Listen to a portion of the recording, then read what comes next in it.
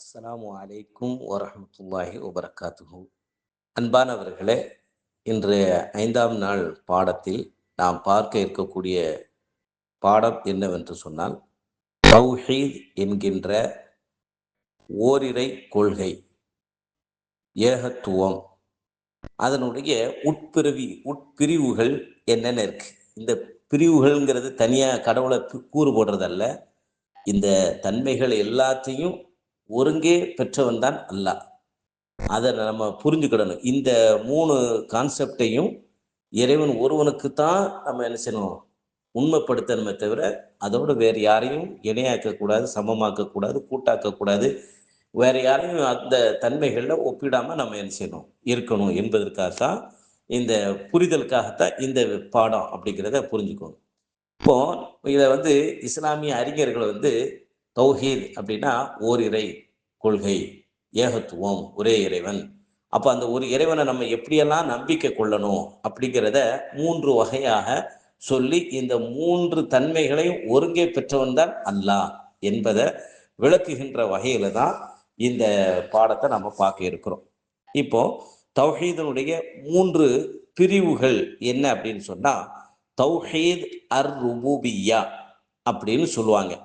அது என்ன? தௌஹீதே ருபூபியா அப்படின்னு சொன்னா, இறைவன் ஒருவன் தான் இந்த பிரபஞ்சங்கள், வானங்கள், பூமிகள், கோள்கள், நட்சத்திரங்கள், கடல்கள், மலைகள் எல்லாத்தையும் படைத்தான், அவைகளுக்கு உணவளிக்கிறான், அவைகளை பாதுகாக்கிறான், அவர்களை நிர்வாகம் பண்ணுகின்றான். அவருடைய அனைத்து காரியங்களையும் இறைவன் தான் திட்டமிட்டு செயல்படுத்தி கொண்டு இருக்கிறான். அவன் ஒருவனே இது எல்லாத்தையும் செய்யறான் அப்படின்னு நாம என்ன செய்யணும், நம்பிக்கை கொள்ளணும். அவன் ஒருத்தன் தான் எல்லாத்தையும் படைச்சு பரிபாலிக்கிறான், பாதுகாக்கிறான், நிர்வகிக்கிறான். திரும்ப அவைகளை அழித்து திரும்பவும் அவன் நாடும் பொழுது உயிர் கொடுத்து எழுப்பக்கூடிய ஆற்றல் உடையவன் என்று நாம என்ன செய்யணும், நம்பிக்கை கொள்வதற்கு பெயர் தான் தௌஹீத் அர் ருபூபியா. அடுத்து தௌஹீத் அல் உலூஹியா அப்படின்னு சொன்னா, அது தௌஹீத் ருபூபியாங்கிறது படைத்து பாதுகாப்பது, நிர்வகிப்பது, அதுல இறைவன் ஒருத்தனுக்கு தான் அந்த ஆற்றல் முழுவதுமா இருக்குன்னு நம்ம நம்பிக்கை கொள்றது. இது என்ன அப்படின்னா, உலுஹியான்னு சொன்னா வணங்கி வழிபடுவதற்கு தகுதியானவன். நம்ம எந்த ஒரு வணக்கத்தையும், அதாவது அரபியில சொல்வதா இருந்தா இபாதத், எந்த ஒரு இபாதத் வணக்கத்தையும் நாம செய்யறதா இருந்தா அதை முழுக்க முழுக்க இறைவனுடைய விருப்பத்தை நாடி, திருப்தியை நாடி அவன் கட்டளையிட்டு விட்டான் என்பதற்காக அவற்றை நாம் இறைவனுக்காக நாம் அதனை நிறைவேற்ற வேண்டும். உதாரணமா தொழுகையை எடுத்துக்கோங்க. 5 நேரம் தொழுறோம்ல, ஒரு நாளைக்கு 5 நேரம் தொழுற இந்த தொழுகை அல்லாஹ் கட்டளையிட்டு இருக்கிறான். இது என்னுடைய ஆன்மாவுக்கான பயிற்சி, என்னை நல்ல மனிதனாக நான் வைத்துக் கொள்வதற்கான ஒரு பிராக்டிக்கல் வழிகாட்டுதல் என்பதை நம்ம மனதில் கொண்டு அந்த 5 நேர தொழுகையை நாம இறைவனுடைய பொருத்தத்துக்காக இறைவன்கிட்ட இதற்கான கூலிய சன்மானத்தை எதிர்பார்த்து நம்ம என்ன செய்யணும். இது பிறருடைய பாராட்டுக்காகவோ முகத்தாட்சணைக்காகவோ அவர் நம்மளை நல்லவன் நினைக்கணும், அவர் தொழிலாளி என்பதற்காக செய்யக்கூடாது. சரிங்களா? இதே மாதிரி பிரார்த்தனை செய்யறதா இருந்தாலும் நம்ம நேரடியா அல்லாட்ட கேட்டுடலாம். இறைவன்கிட்ட நம்ம நேரில் பிரார்த்திக்கலாம். தொழுதோன்னா கையேந்தி, இறைவா நீ எல்லா புகழுக்கும் உரியவன், உன்னுடைய தூதருடைய வழிகாட்டுதல் அடிப்படையில் நான் முஸ்லீமா வாழ்ந்துகிட்டு இருக்கிறேன், அவருக்கும் நீ அருள் செய்ய, அவங்க குடும்பத்தார்களுக்கு அருள் செய்ய.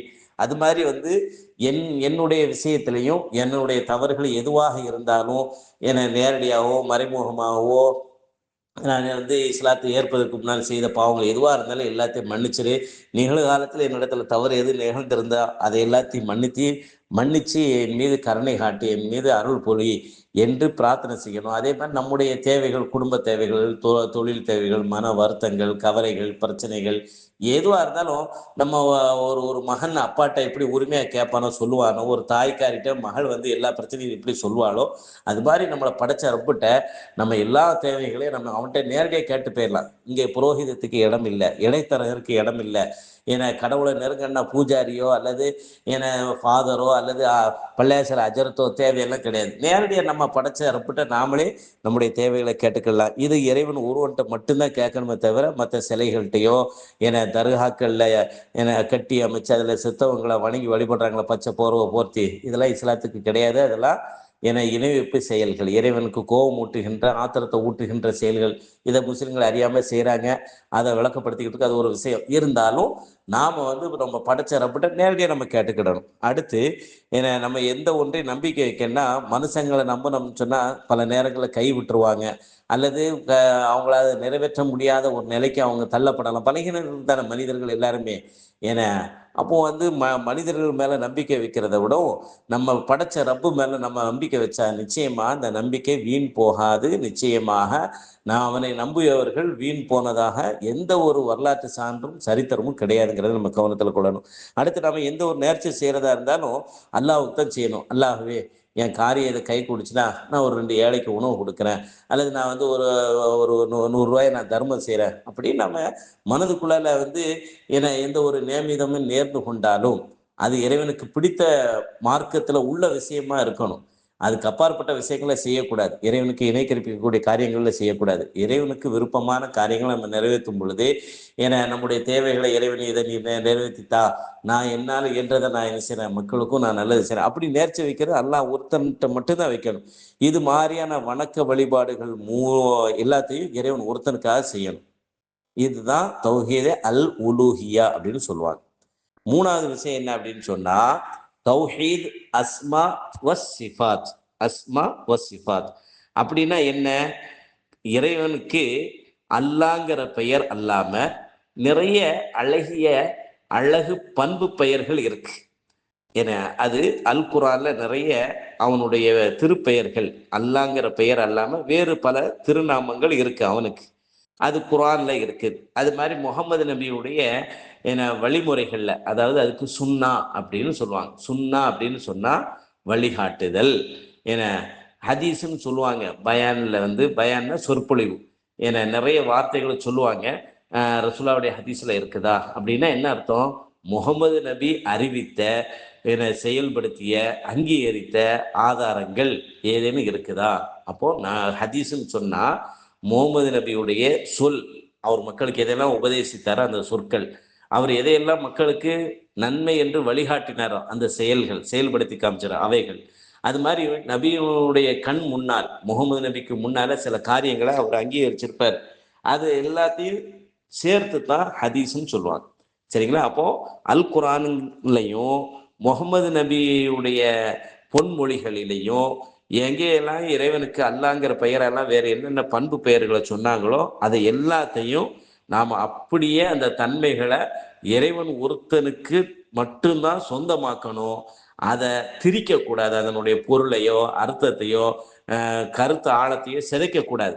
அந்த பண்புகளை மனிதர்களுக்கு யாருக்கும் நாம ஒப்பீடு செய்யக்கூடாது. ஓமானம் காட்டக்கூடாது, உதாரணம் காட்டக்கூடாது.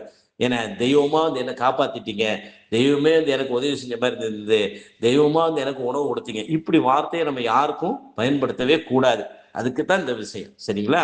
அப்போ அல்லாஹ்வுடைய தன்மைகள்ல பண்பு பெயர்களை அதை திரிக்காம அதுல வேற யாரையும் இணையாக்காம கூட்டாக்காம ஒப்பாக்காம அல்லது அவனுடைய பண்புகள்ல சிலவற்றை ஏத்துக்கிட்டு சிலதை நிராகரிக்கவோ கூடாது. அதன் கருத்துக்களை கூட்டவும் கூடாது, குறைக்கவும் கூடாது. அந்த கருத்துக்களை அந்த பண்புகளை இறைவன் அல்லாத வேறு யாருக்கும் நாம கொடுக்க கூடாது. அது பற்றிய அதிகமான கேள்விகளை நம்ம கேட்பதை விடவும் அல்லாஹ்வுக்கு என்னென்ன அழகிய திருநாமங்கள் இருக்குதோ அதுவெல்லாம் அவனுடைய தனித்தன்மைகளை அவனுக்குரிய பண்புகளை சொல்லி காட்டக்கூடிய பெயர்கள் தான். அதை நாம அப்படியே நாம என்ன செய்யணும், நம்பிக்கை கொள்ளணும். அந்த பண்பு பெயர்கள்ல வேற யாருக்கும் நம்ம சூட்டி மனம் மகிழக்கூடாது. வேற யாரையும் வரம்பு மீறி அது போன்ற வார்த்தைகளை சொல்லி தெய்வமா என்னை காப்பாத்திட்டீங்க இந்த மாதிரி வார்த்தைகளை சொல்லி நம்ம யாரையும் நம்ம உயர்த்தவும் கூடாது, புகழவும் கூடாது. அவங்கள்ட்ட நற்பெயரை எதிர்பார்த்து நம்ம அவங்கள வரம்பு மீறி புகழக்கூடாது. இறைவனுக்குரிய தன்மைகளை பண்புகளை அவனுக்கே நாம் என்ன செய்யணும், கொடுக்கணும். அதில் ஓமானம் காட்டக்கூடாது, திரிக்கக்கூடாது. அதுக்கு வேற யாரையும் ஒப்பீடு செய்யாமல் நம்ம இறைவனை நம்பிக்கை கொள்றதுக்கு பேர் தான் தௌஹீத் அஸ் சிஃபாத். என தௌஹீத் அஸ்மா சிஃபாத் அப்படின்னு சொல்லுவாங்க. அப்ப இந்த மூன்றையும் கடவுள் ஒருத்தன், அதாவது அல்லாஹ் ஒருத்தனுக்கு தான் இந்த மூன்று தன்மைகளையும் ஒருங்கே இருக்கு என்று நாம நம்பிக்கை கொள்வதுதான் என இந்த தௌஹீத் ஏகத்துவத்தினுடைய பிரிவுகளை நாம புரிந்து கொள்ள வேண்டிய முறைகள் என்பதை புரிந்து கொள்ளுங்கள். அடுத்து என இப்படி இந்த ஏகத்துவத்தை இந்த மாதிரி நம்ம நம்பிக்கை கொள்றதுனால நமக்கு என்னென்ன நம்பிக்கை நன்மைகள் இருக்கு, என்னென்ன புண்ணியங்கள் கிடைக்கும், என்னென்ன பயன்கள் நமக்கு இருக்கு அப்படின்னா, முதலாவது விஷயம் என்ன அப்படின்னு சொன்னா, இந்த மாதிரி இறைவனை நம்ம நம்பும் பொழுது அல்லாஹ்வுடைய பொருத்தம் நமக்கு நிச்சயமா கிடைக்கும். அவனுடைய மன்னிப்பு நிச்சயமா நமக்கு கிடைக்கும். அவன் படைத்து வைத்திருக்கக்கூடிய சொர்க்கத்துல நாம நிச்சயமாக நுழைவோம். ஏன்னா நம்ம அவனை மட்டுமே வணங்கி அவன் ஒருத்தனுக்கே கட்டுப்பட்டு வழிபட்டு நடப்பதற்காக நம்ம படைக்கப்பட்டிருக்கிறோம் அப்படிங்கிறத குர்ஆன் நமக்கு சொல்லி காட்டுகிறது. அப்போ அந்த அடிப்படையில நமக்கு இந்த சிறப்புகள் பயன்கள் என மறுமையில கிடைக்கும். ரெண்டாவது, மனிதன் அல்லாஹ் அல்லாதவைகளை வணங்குவதிலிருந்து விடுதலை ஆவதுடன் மார்க்கத்திற்கு முரணான செயல்பாடுகள், சந்தேகங்கள் என இது போன்ற இழிவான செயல்களில் இருந்து தனது புத்திய, தனது அறிவை நாம பாதுகாத்துக் கொள்கின்றோம். சரிதானா? இந்த மாதிரி நம்ம அல்லாஹ் ஒருத்தன் நம்பும் பொழுது என மற்றவங்க நம்மளை எனக்கு கடவுளுடைய அவதாரம் இருக்கு, கடவுளுடைய சில தன்மைகள் என்னிடத்துல இருக்குன்னு யாரும் சொன்னாங்கன்னா அதை கேட்டு நம்ம புத்தி மழுங்கி அவன் பின்னால நம்ம போகாம இருக்கிறதுக்கு இந்த மாதிரியான நம்பிக்கை, அல்லாஹ்வை இப்படி நாம நம்பிக்கை கொள்ளும் பொழுது அது போன்ற நிலைகள்ல இருந்து நம்முடைய அறிவை நம்ம பாதுகாக்கலாம். அடுத்து அல்லாஹ்வை தவிர்த்து வேறு யாருக்கும் மிருகங்களை பலியிடுறதோ, எதையும் ஒன்றை விற்கிறதோ வாங்குவதோ எல்லாவற்றிலையும் நம்ம இறைவன் ஒருவனுடைய வழிகாட்டுதலை நாம் அமைத்துக் கொள்வதன் மூலியமா நம்முடைய அறிவு, நம்முடைய உயிர், உடைமை கண்ணியம் இவையெல்லாம் பாதுகாக்கப்படுது. அடுத்து என்ன அப்படின்னு சொன்னா மன நிம்மதி கிடைக்கும், பாதுகாப்பு கிடைக்கும். ஏன்னா அல்லாஹுவை நம்பிக்கை கொண்டவன் அல்லாதவைகள் எதுவா இருந்தாலும் சரி, அது எந்த ரூபத்துல எந்த வடிவத்துல உருட்டல், மிரட்டல், பயமுறுத்துறது எதுவா இருந்தாலும் எதுக்கும் பயப்படவே மாட்டாங்க. உயிரை கூட துச்சமாக நினைப்பாங்க. உயிரை கொடுக்கிறதோ எடுக்கிறதோ உணவளிக்கிறதோ எல்லாமே அனைத்துமே அல்லாஹ்வுடைய கையில இருக்கும் பொழுது நான் எதுக்கு பயப்படணும்? மனிதனுக்கு நான் ஏன் பயப்படணும்? இன்னைக்கு பலஸ்தீன்ல உள்ள ஒவ்வொரு சின்ன குழந்தையும் கூட யூதர்கள் அடிச்சாலும் சரி, பசியும் பட்னியா கொண்டாலும் சரி, அல்லாஹ் வணக்கத்திற்குரிய அல்லாஹ் ஒருத்தன் தவிர வேறு யாருன்னு சொல்லி உறுதிப்பட சொல்லிக்காங்க பாருங்க. அதுக்கு காரணம் என்ன? இதுதான். மனிதனுடைய உருட்டல் மிரட்டலுக்கோ எதுக்கும் பயப்படாம அல்லாஹ் ஒருத்தனுக்கு தான், அவன் நான் என்னுடைய உயிர் என் உடலை விட்டு பிரியும் என்ற நம்பிக்கை இதன் மூலியம் நமக்கு என்ன செய்யும்? கிடைக்கும். அதே மாதிரி சகல தீங்குகள்ல இருந்தும் மனிதர்கள் என்ன ஒரு அநியாய அக்கிரமம் செஞ்சாலும் அவங்களுடைய எல்லா தீங்குகள்ல இருந்தும் பாதுகாக்கக்கூடிய ஆற்றலுடைய அல்லாஹ் ஒருத்தன் தான். அவனை நம்பிக்கை கொண்டோம்னா நிச்சயமா நம்ம வீணாக மாட்டோம் என்பதை நம்ம புரியணும். அதே மாதிரி அல்லாஹ் நம்பிக்கை கொண்ட மனிதன் அவனுடைய சிந்தனை எல்லாமே நல்ல சிந்தனையா இருக்கும், அது நேர்வழிக்கு வழிகாட்டக்கூடியதாக இருக்கும். இது ஒரு நன்மைன்னு வைங்களேன். அடுத்து என்ன அப்படின்னு சொன்னா, இறைவனுடைய பண்புகளை வேறு யாருக்கும் கொடுக்காம இருக்கிறதுனால நமக்கு மத்தியில, மக்களுக்கு மத்தியில சமத்துவம், மக்களுக்கு மத்தியில சகோதரத்துவம், நம்ம எல்லாரும் ஒரு தாய் பிள்ளைகள் என்ற ஒரு உணர்வு நமக்கு இதன் மூலியமாக கிடைக்குது. அதே மாதிரி நம்ம எல்லாரும் ஒரே இறைவனை வணங்குவோம், எல்லாரும் மனிதர்கள் தான், அவர்கள யாரையும் நம்ம இறைவன் ஒப்பிடக்கூடாது. யாரும் யாரை விட சிறந்தவர்கள் இல்லை. எந்த அளவுக்கு நாம இறைவனை நம்பிக்கை கொண்டு கண்ணியப்படுத்தி அவனுக்கு கட்டுப்பட்டு பயந்து வாழ்றோமோ அவன் தான் இறைவனிடத்துல அதன் மூலியமா சிறந்தவன ஆகுவான் என்பதை குர்ஆன் நமக்கு சொல்லி காட்டுகிறது. இந்த அடிப்படையில நம்ம இறைவனை நம்பிக்கை கொள்ளணும். இது ரொம்ப முக்கியமான பாடங்கிறதுனால எல்லா விஷயங்களையும் நல்ல முறையில் உள்வாங்கி எது டவுட்டுகள் இருந்தால் அவசியம் கேட்டுக்கோங்க. இந்த விஷயத்தில் நம்ம கவனமற்று இருந்தோம்னா நம்மளை இந்த பேரை சொல்லி தான் வழி எடுப்பாங்க. அதனால நம்ம இந்த விஷயத்துல ரொம்ப தெளிவாக இருக்கணும். இதில் வரக்கூடியது நல்ல முறையில் கேட்டு அதற்கான பதில்களை உங்கள் பதிவை எழுச்சிங்க. இதிலே இந்த குரூப்பில். அஸ்ஸலாமு அலைக்கும்.